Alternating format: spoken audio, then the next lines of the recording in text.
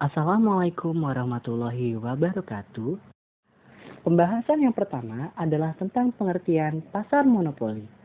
Struktur pasar yang sangat bertentangan dengan pasar persaingan sempurna adalah pasar monopoli. Pasar monopoli didefinisikan sebagai suatu bentuk pasar di mana hanya terdapat satu perusahaan saja. Dan perusahaan ini menghasilkan barang atau jasa yang tidak mempunyai barang pengganti yang sangat dekat. Yang kedua adalah ciri pasar monopoli. Ciri pasar monopoli yang pertama adalah pasar monopoli merupakan industri satu perusahaan. Sudah kita ketahui bahwasanya industri merupakan kumpulan perusahaan yang melakukan suatu kegiatan produksi. Namun dalam pasar monopoli, industri hanya dilakukan oleh satu perusahaan. Perusahaan ini memproduksi barang dan jasa yang tidak dapat dibeli di tempat lain. Para pembeli tidak mempunyai pilihan lain selain membeli dari perusahaan tersebut. Syarat-syarat pembelian pun ditentukan secara penuh oleh perusahaan monopoli. Ciri yang kedua adalah tidak mempunyai barang pengganti yang mirip. Barang tersebut merupakan satu-satunya jenis barang yang seperti itu, dan tidak terdapat barang yang mirip atau close substitute. Contoh barang yang dimaksud adalah aliran listrik. Karena aliran listrik tidak mempunyai barang pengganti yang mirip, tetapi hanyalah barang yang berbeda sifatnya seperti lampu minyak. Yang ketiga adalah tidak terdapat kemungkinan untuk masuk ke dalam industri. Sifat ini merupakan sebab utama yang menimbulkan perusahaan yang mempunyai kekuasaan monopoli. Tanpa sifat ini, pasar monopoli tidak akan terwujud. Adalah hambatan atau barrier yang menjadikan perusahaan sulit untuk memasuki industri. Hambatan bagi perusahaan lain untuk memasuki industri antara lain adalah penguasaan bahan baku oleh monopolis, penguasaan teknik produksi tertentu, tindakan yuridis yaitu diberikannya hak-hak paten, serta perolehan secara institusional atau pemberian lisensi. Yang keempat adalah dapat mempengaruhi penentuan harga. Karena monopolis merupakan satu-satunya perusahaan dalam pasar, maka penentuan harga dapat dikuasainya. Oleh sebab itu, perusahaan monopoli dipandang sebagai penentu harga atau price setter. Yang terakhir adalah promosi iklan kurang diperlukan. Oleh karena pasar monopoli adalah satu-satunya penjual di dalam industri, maka ia tidak perlu mempromosikan barangnya dengan menggunakan iklan. Para pembeli akan terpaksa untuk membeli dari perusahaan tersebut karena tidak ada perusahaan lain yang mampu memproduksi barang tersebut. Faktor timbulnya pasar monopoli. Faktor pertama yang menimbulkan terjadinya pasar monopoli adalah perusahaan monopoli mempunyai suatu sumber daya tertentu yang unik dan tidak dimiliki oleh perusahaan lain. Yang kedua, perusahaan monopoli pada umumnya dapat menikmati skala ekonomi hingga ke tingkat yang tertinggi. Yang ketiga, monopoli wujud dan berkembang melalui undang-undang, yaitu pemerintah memberi hak monopoli kepada perusahaan tersebut. Contoh perusahaan pasar monopoli di Indonesia adalah PT Kereta Api Indonesia atau PT KAI. PT KAI merupakan badan usaha milik negara yang menyelenggarakan jasa transportasi darat. PT KAI tidak menghadapi persaingan secara langsung dari perusahaan kereta api lainnya karena sampai saat ini memang tidak ada penyelenggara jasa transportasi darat kereta api dari swasta. Walaupun PT KAI tidak mengalami persaingan secara langsung, tetapi PT KAI akan menghadapi persaingan secara tidak langsung dari jasa transportasi darat lainnya. Misalnya bus. Kereta api jurusan Jogja-Surabaya tidak akan mendapat persaingan secara langsung dari kereta api lainnya, tetapi akan menghadapi persaingan secara tidak langsung dari bus-bus yang melakukan perjalanan dari Yogyakarta ke Surabaya dan juga travel. Kurva permintaan dan kurva penawaran dalam pasar monopoli. Kurva permintaan monopoli bagi komoditas yang dihasilkan monopoli menurun dari sisi kiri atas ke kanan bawah. Dalam hal tersebut, monopolis akan memperoleh harga jual tinggi bila produksi sedikit, dan harga akan semakin rendah bila produksinya semakin banyak. Contoh gambar kurva ada di samping. Kurva penawaran monopoli bagi perusahaan monopoli merupakan kurva yang menunjukkan hubungan antara tingkat harga dan jumlah komoditas yang ditawarkan. Pada setiap tingkat harga, hanya terdapat sejumlah komoditas tertentu yang ditawarkan. Bila didapat dua tingkatan harga, maka masing-masing tingkat harga akan menunjukkan suatu jumlah komoditas tertentu yang ditawarkan akan berbeda satu sama lain. Kurvanya ada di samping. Pemaksimuman keuntungan dalam monopoli. Penghitungan pemaksimuman keuntungan dalam pasar monopoli dapat dilakukan dengan dua pendekatan. Pendekatan yang pertama adalah dengan pendekatan biaya total dan hasil penjualan total, dan pendekatan yang kedua dengan pendekatan biaya marginal dan hasil penjualan marginal. Cara yang pertama adalah dengan pendekatan hasil penjualan marginal dan biaya marginal. Untuk menerangkan pendekatan ini, terlebih dahulu perlu dihitung hasil penjualan marginal dan biaya marginal. Data tersebut sudah dikemukakan di dalam tabel yang sudah saya siapkan. Data hasil penjualan marginal yang ditunjukkan dalam kolom 2 diambil dari data yang sama dalam kolom 4 dari tabel. Data dalam kolom 3 dihitung dengan formula bahwa MC sama dengan TC2 dikurangi TC1. Data mengenai biaya total atau TC diambil dari tabel dalam kolom keempat. Berdasarkan kepada data dalam kolom 2, 3, dan 4, dapat ditunjukkan tambahan keuntungan pada setiap tingkat produksi. Apabila perusahaan tidak memproduksi barang, biaya yang ditanggung perusahaan adalah Rp4.000, dan ini meliputi biaya tetap yang mempengaruhi keuntungan. Oleh sebab itu, dalam kolom 3, data tersebut dihitung sebagai biaya marginal. Berdasarkan data dalam kolom 4 dan 5, ditentukan jumlah keuntungan pada berbagai tingkat produksi. Data dalam kolom 3 jelas menunjukkan bahwa keuntungan maksimum tercapai pada tingkat produksi 3 atau 4 unit. Namun demikian, dalam analisis dikatakan perusahaan itu akan memproduksi 4 unit untuk memaksimumkan keuntungan karena pada tingkat produksi tersebut MC sama dengan MR, yaitu masing-masing bernilai Rp6.000. Pemaksimuman keuntungan dalam monopoli dapat dihitung dengan formula keuntungan sama dengan hasil penjualan marginal. Ada beberapa hal yang perlu diketahui dalam pemaksimuman dengan menggunakan pendekatan biaya dan hasil penjualan total adalah sebagai berikut. Yang pertama, jika perusahaan tidak beroperasi berarti jumlah produksi adalah sama dengan 0. Yang kedua, biaya marginal akan semakin rendah apabila produksi ditambah.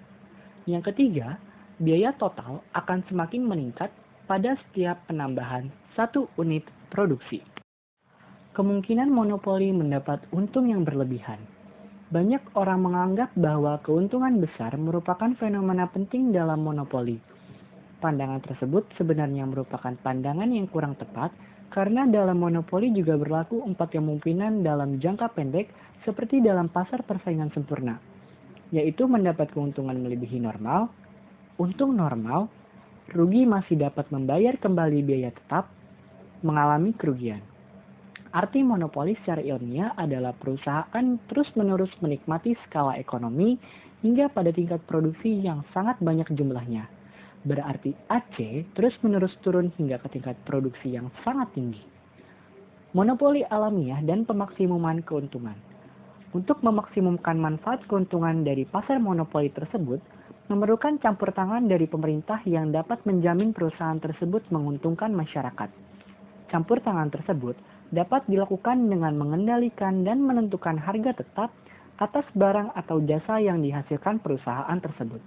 Kapasitas optimal adalah penggunaan kapasitas perusahaan sehingga mencapai tingkat di mana produksi mencapai tingkat paling minimum. Kebijakan pemerintah dalam monopoli alamiah. Sebelum lebih jauh membahas mengenai monopoli alamiah, terlebih dahulu harus dikelompokkan macam-macam barang dalam perekonomian berdasarkan 2 ciri. Apakah barangnya bersifat excludable, yang artinya apakah masyarakat diminta untuk tidak memakai atau memanfaatkan barang tersebut? Apakah barangnya bersifat persaingan atau rival?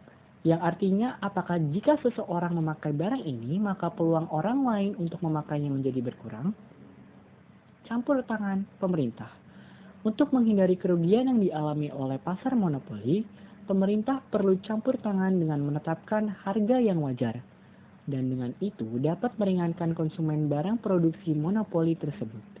Cara lain yang dapat dilakukan pemerintah untuk menetapkan harga dan jumlah penawaran yang mencukupi adalah dengan menetapkan harga di mana harga sama dengan biaya rata-rata atau P sama dengan AC. Diskriminasi harga. Diskriminasi harga adalah kebijaksanaan untuk memberlakukan harga jual yang berbeda-beda untuk satu jenis barang yang sama di segmen pasar yang berbeda. Diskriminasi harga terjadi jika produk yang sama dijual kepada konsumen yang berbeda-beda dengan harga yang berbeda pula atas dasar alasan yang tidak berkaitan dengan biaya. Dengan melaksanakan sistem diskriminasi harga, perusahaan monopoli memperoleh sebagian dari surplus konsumen yang sesungguhnya akan diperoleh oleh pembeli pada keadaan-keadaan tersebut. 3 kondisi yang mengawali diskriminasi harga. Yang pertama, pembelian mempunyai elastisitas permintaan yang berbeda-beda secara tajam. Yang kedua, para penjual mengetahui perbedaan-perbedaan ini dan dapat menggolongkan pembeli ke dalam kelompok-kelompok berdasarkan elastisitas yang berbeda-beda. Yang ketiga, para penjual dapat mencegah pembeli untuk menjual kembali barang yang dibeli. Contoh diskriminasi harga di Indonesia adalah sebagai berikut. PLN menerapkan tarif dasar listrik yang lebih tinggi untuk pemakai industri dan komersial daripada untuk para konsumen di rumah tangga.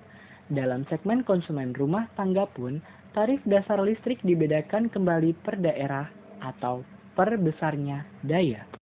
Jenis-jenis diskriminasi harga. Diskriminasi harga dapat dibedakan menjadi 3. Yang pertama, diskriminasi harga ketiga atau third degree price discrimination. Jika monopoli menetapkan adanya 2 harga yang berbeda pada 2 segmen pasar yang berbeda. Yang kedua, diskriminasi harga derajat kedua atau second degree price discrimination. Jika monopoli menetapkan lebih dari 2 macam harga untuk lebih dari 2 segmen pasarnya. Yang ketiga, diskriminasi harga derajat pertama atau first degree price discrimination. Jika monopolis berhasil menetapkan harga yang berbeda untuk setiap pembelinya. Pembahasan selanjutnya adalah kelebihan pasar monopoli. Kelebihan yang pertama, adanya keinginan mempertahankan monopoli dan takut akan tergeser oleh pihak pesaing, maka akan muncul dengan sendirinya kreativitas dan inovasi dari perusahaan atau pihak yang berkuasa.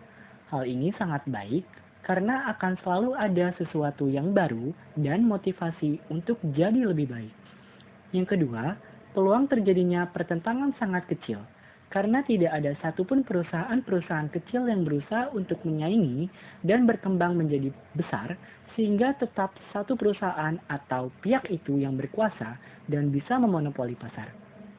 Yang ketiga, dalam pasar bisa dilakukan penelitian dan pengembangan produk karena adanya izin dari pihak yang memonopoli pasar kepada pihak yang bersangkutan. Yang keempat, untuk memonopoli yang berbentuk hak cipta, hak paten akan membuat seseorang atau badan terapresiasi dan termotivasi untuk terus mencipta dan berkarya untuk mewujudkan sebuah perkembangan yang signifikan. Yang terakhir, kualitas produk selalu terjaga dan dijamin baik karena jika tidak dijaga konsumen akan beralih ke pihak lain. Kelemahan pasar monopoli. Kelemahan pasar monopoli yang pertama, sering muncul ketidakadilan karena hanya satu pihak itu yang diuntungkan, sedangkan pihak lain hanya bisa menerima tanpa menggulingkannya. Yang kedua, pemborosan sering dilakukan oleh pihak yang memonopoli pasar karena mereka tidak begitu memperhatikan efisiensi kegiatan produksi yang dilakukannya.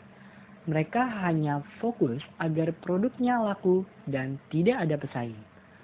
Yang ketiga, konsumen tidak bisa berjuang banyak dan harus menerima semua keputusan dari perusahaan monopoli.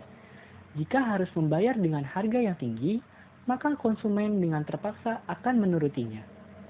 Yang terakhir, Unsur eksploitasi sangat kental dalam pasar monopoli ini, karena perusahaan besar tersebut bebas melakukan apapun dengan dana dan tenaga yang mereka miliki. Tentu hal ini akan merugikan semua pihak. Kesimpulan dari pembahasan-pembahasan yang telah kita dengarkan, yang pertama, pasar monopoli adalah suatu bentuk pasar di mana hanya terdapat satu perusahaan saja, dan perusahaan ini menghasilkan barang yang tidak mempunyai barang pengganti yang sangat dekat. Ciri-ciri antara lain pasar monopoli adalah industri satu perusahaan, tidak mempunyai barang pengganti yang mirip, tidak terdapat kemungkinan untuk masuk ke dalam industri, dapat mempengaruhi penentuan harga, dan promosi iklan kurang diperlukan. Faktor-faktor yang menimbulkan monopoli antara lain, perusahaan monopoli memiliki suatu sumber daya yang unik dan tidak dimiliki oleh perusahaan lain. Perusahaan monopoli pada umumnya dapat mendekati skala ekonomi atau economies of scale hingga ke tingkat produksi yang sangat tinggi. Monopoli wujud dan berkembang melalui undang-undang, yaitu pemerintah memberi hak monopoli kepada perusahaan tersebut. Dan dari ciri-ciri dan faktor-faktor tersebut, dapat disimpulkan bahwa monopoli cenderung dapat memperburuk distribusi pendapatan dalam masyarakat. Demikian pembahasan tentang struktur pasar monopoli. Sekian dan terima kasih.